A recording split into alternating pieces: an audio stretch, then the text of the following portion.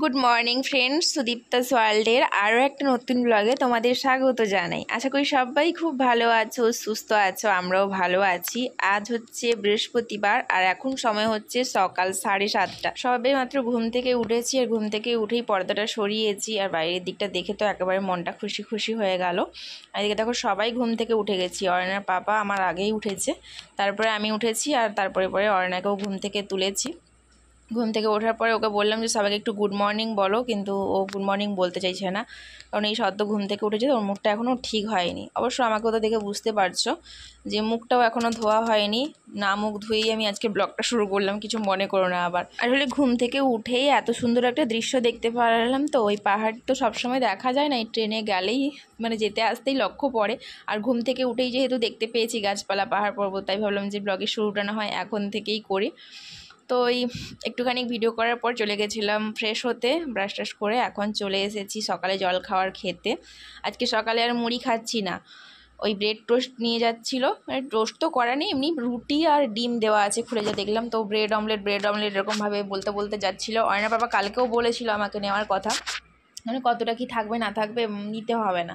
তো আজকে বললো যে না, কালকে তো মুড়ি খেয়েছি, আজকে আর মুড়ি খাবো না, তুমি বরং ব্রেড অমলেট নিয়ে নাও। তো একটা বক্সের দাম বললো 50 টাকা করে, আমি নিলামও, দুটো অবশ্য নিয়েছি। কিন্তু খুলে কি দেখছি বলো তো, দুটো মাত্র ব্রেড আছে, একটা ডিমের অমলেট আছে, একটা সসের প্যাকেট আর একটা বাটারের প্যাকেট আছে। আর অয়না কি বলছে বলো তো, আমি রুটি খাবো না, আমি ওই অমলেটটাই শুধু খাবো। আমি যে ওকে বোঝাচ্ছি যে না, অমলেটটাও রুটির মধ্যে দিয়ে খেতে হয়, ও তো শুনতেই চাইছে না। দেখো অমলেটটা নিয়ে ও চলেও গেছে। তারপরে যখন আমি অমলেটটা ওর কাছ থেকে নেবো, ও কি রাগটা করবে তোমরা দেখতে পাবে। ওই বক্সটা খোলার পরেই তো ও দেখতে পেয়েছে যে ডিম আছে, মানে রুটিটার নিচে ডিম ছিল, তো ডিমটা দেখতে পেয়ে ও ডিমটা নিয়েই বসেছে, ডিমটাই খাবে বলছে বারবার। তো আমি বললাম ঠিক আছে তুমি খাও, আমি ততক্ষণ বরং রুটিতে সসটা লাগিয়ে নিই। আর সসটা লাগানোর পরে যেই আমি ডিমটা নিয়েছি অমনি তো রাগ করে দেখো মারতে শুরু করে দিয়েছে। আমি আবার ওকে বললাম যে তুমি হাফটা নিয়ে খাও আর আমি হাফটা এর মধ্যে দিই, কিন্তু ও রেগে শুয়ে কান্না মারামারি, মানে কি অবস্থা করছিল। ফোনটা তো শেষ পর্যন্ত নিচে পড়েও গেছিলো। তারপরে ওকে বোঝালাম যে দেখো মা, এভাবে দিয়ে খেতে হয়। তো ওতে অবশ্য খুশি হয়েছে, মানে খুশি হয়েছে বলতে কি, খাবে বলে আমাকে দাও, আমি নিজে নিজে খাবো, তুমি খাওয়ালে হবে না। মানে ও ধরতেই পারছে না, দুটো হাতে পড়ে যাচ্ছে, কিন্তু না, ওকে নিজে নিয়েই খেতে হবে। মানে ওভাবেই ও খেয়েছে, যদিও পুরো রুটিটা ও খায়নি, একটুখানি রুটি খেয়েছে আর বাকি রুটিটা আমিই খেয়েছি, যেটা সবসময় হয়ে থাকে। খাওয়া দাওয়া শেষ করে এদিকে অর্ডার শুরু করে দিয়েছে রান্নাবাড়ি। তুমি কি করছো? কি ফেলছো?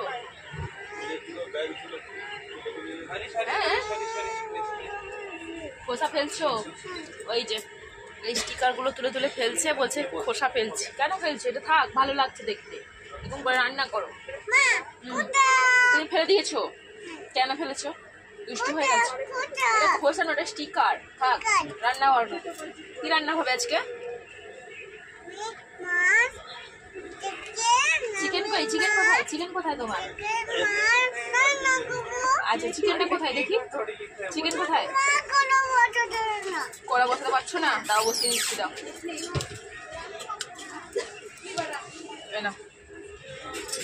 হয়েছে, কড়া বসছে নাও। কালকে ওই আইসক্রিমটা খাওয়া হয়েছিল, আইসক্রিমটা খাওয়ার পর ওই কাপটাও রেখে দিতে হয়েছে। আমি রান্না করবো, এত রান্না বান্না তাও ওই রান্না করবো। আচ্ছা রান্না করবো। এটা কি? এটা ফিশ, মাছ? আচ্ছা মাছ খাবে, রান্না করো। আর চিকেন কোথায়? চিকেনটা কোথায়? আমি নিয়ে যাচ্ছি, রাখো। এই দেখো মশলা চিকেন। মোরগটা কিন্তু ওই পাশে যে বাচ্চা মেয়েটা ছিল ওর ভুলেও ছেড়ে গেছে, তো আর না এখন ওটা নিয়ে রান্না করো। আচ্ছা রান্না করো, রান্না করো তাড়াতাড়ি, আমি খাবো। এখন নিচে বসে রান্না করছিল, এবার গ্যাস ওভেনটা উপরে তুলে দিয়েছে, দিয়ে রান্না হচ্ছে। দুদিকে দুটো মাছ দিয়ে দিয়েছে, রান্না হচ্ছে। কি হয়েছে? এখানে রাখি, ঠিক আছে? রান্না করো, তাড়াতাড়ি করে রান্না করবে। এই মাছ ভাত খাওয়া হবে আজকে। কালকে সকালে তো সবজি ভাত খেয়েছি, মানে দুপুরে, আর রাতে ডিম ভাত, আর এখন মাছ ভাত খাওয়া হবে। অর্ণার রান্না করে মাছ ভাত, তাই তো? কি আমরা কোথায় যাচ্ছি? বাড়ি যাচ্ছি। এই যে আইসক্রিম বানিয়েছে। আচ্ছা না, তুমি দাদানের কাছে যাবে? যাবে না? কোথায় যাবে? মামার সঙ্গে যাবে? অনেকক্ষণ দাঁড়িয়ে গেল, দেখা যাচ্ছে দেখাবে এই যে मेरे को बता रहा है कि सॉरी सॉरी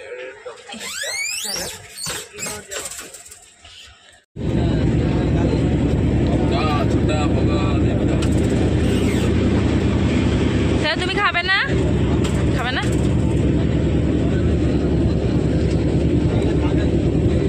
তাকে চপটা দাও, সে নিবে বলছে। চপ দাও, যা পাপা করলে যা দেবে।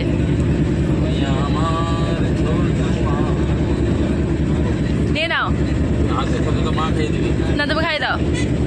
তুমি একটা তুলে না তাকে প্লেটটা দিয়ে দাও, সে প্লেটটাই চাইছে। তাকে প্লেটে একটা দিয়ে দাও না, নাও খাও। সে প্লেটটা নেবে, আমি কি বললাম? হ্যাঁ, আমি সিঙ্গাড়া খেতে ভালোবাসি না বলে অয়নের বাবা আলুর চপ নিল, কিন্তু এই আলুর চপটা এত বিশ্রী খেতে, সেটা আমার মুখ দেখেই বুঝতে পারছো। না আছে ঠিকঠাক লবণ, না আছে একটু লঙ্কা, বেকার বেকার টাকাগুলো নষ্ট। এতক্ষণ তো আমাদের অয়নের রান্নার পাটি খেললো, এবার ইচ্ছিল মায়ের সাথে একটু খেলা করার। ওর বাবার হাতে যে রুমালটা ছিল ওইটা নিয়ে দেখো আমার মুখে চাপা দিয়ে দিয়েছে, আর আমি ওর দিকে একটু এগিয়ে যেতেই ও খুব হাসি দিচ্ছিল। এভাবে বেশ অনেকক্ষণ খেলা করছে, আর যতবারই আমার মুখের থেকে রুমালটা সরাতে যাচ্ছে ততবারই চুলগুলো সব এলোমেলো করে দিচ্ছে। আবার রুমালটা টানার সময় দুমড়ে মুচড়ে যাচ্ছে বলে রুমালটাকে দু হাত দিয়ে ঠিক করে যেভাবে চাপা দিলে পুরোপুরিভাবে মুখটা চাপা পড়বে সেভাবেই কিন্তু চাপাচ্ছে। আর ওর সাথে খেলা করতে বেশ মজাও লাগছে, কিন্তু আমার না বেশ ঘুম পাচ্ছে। কেন এই না ট্রেনে বসলে আমার ঘুম পায়, শুধু ট্রেনে নয়, এবারে তো দেখছি বাড়ি যাওয়ার পরেও ঘুম হয়েছিল। যাই হোক, কিছুক্ষণ খেললো, তারপরে না আমার ব্যাগ থেকে ওর ঘড়িটা বের করে নিয়েছে। কী করে যে চেন খুললো তো ভগবানই জানে, এর আগে কিন্তু কখনো চেন খোলেনি, এখনই দেখছি চেন খুলছে। আর তারপরে ঘড়িটা বের করে পাপাকে বলছে পাপা খুলিয়ে দিতে, তো পাপা হ্যাপি হ্যাপি হ্যাপি স্মাইল। দেখি দেখি দেখি একটু দেখি, দেখিস না তোমাকে একটু দেখি, তাকাও। আলু চপ আলু জ্বলছে না,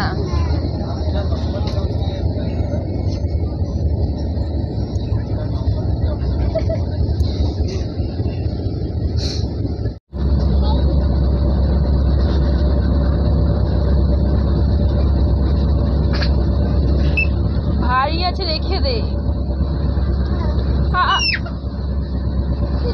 বসে পড়ো, আরে পড়ে যাবি না। উফ,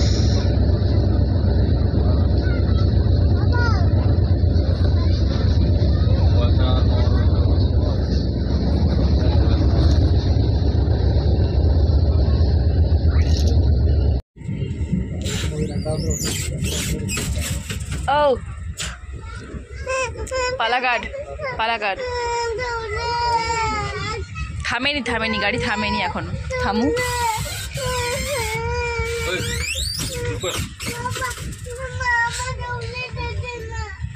চকলেট দিচ্ছে না এখানে, না প্রত্যেকবারই আমরা ফেরার দিন পালাঘাট স্টেশন থেকে দুপুরের খাবারটা নেই, কারণ এখানকার খাবারটাও যেমন ভালো আর দামটাও কিন্তু অনেকটাই সস্তাতে। ঘুমানোর আগে অর্ণার বাবা বলে দিয়েছিল যে পালাঘাট স্টেশন এলেই আমাকে ডেকে তুলে দিও, তো ওকে ডেকে তুলে দিতে ও বেরিয়ে গেছে খাবার আনতে, আর এদিকে অর্ণা তো বায়না করে যাচ্ছে পাপা আমাকে নিল না, চলে গেল। কোথায় যাবি, কতক্ষণ দাঁড়াবে এখানে? তাহলে বাইরে নিয়ে যাচ্ছে না, এই জন্য জিজ্ঞাসা করছি।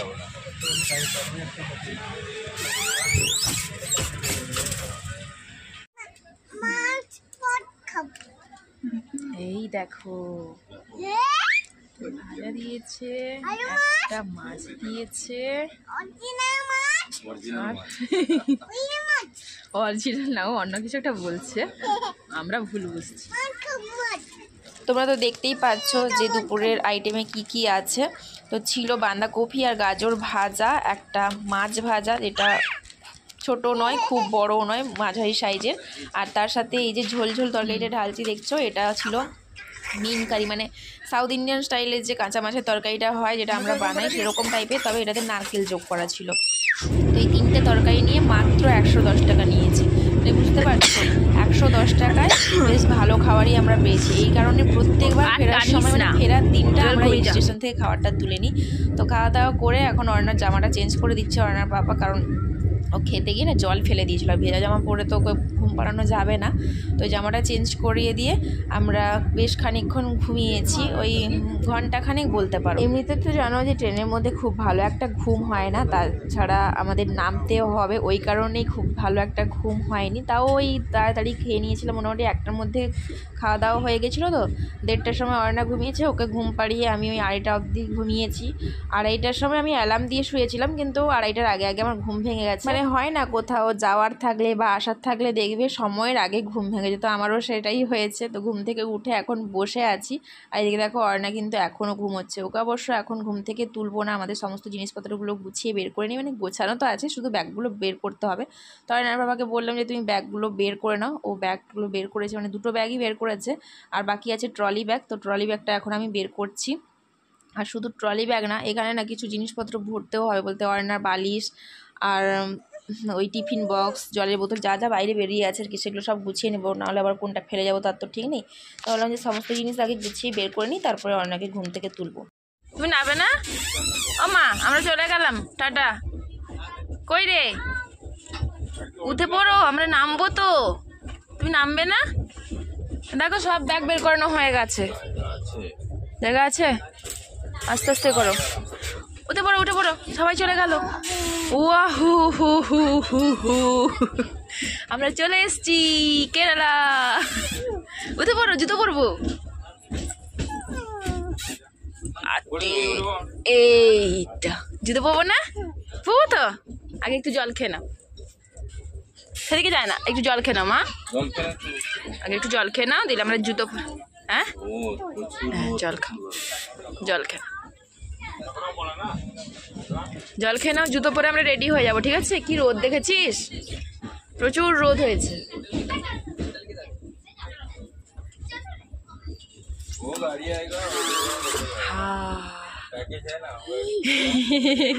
কোথায় এলাম আমরা? কেরালা চলে এসছি, এবার আমাদের ঘরে যেতে হবে। কি যাবো না আমরা ঘরে? কোথায় যাব? কোথায় যাব বলো, কোথায় যাব? ঘরে যাবো না, কোথায় যাবো? মামা বাড়ি যাবো। মামা বাড়ি? তুমি দাদানের কাছে যাবে? হ্যাঁ, কিন্তু দাদান তো থেকে গেছে।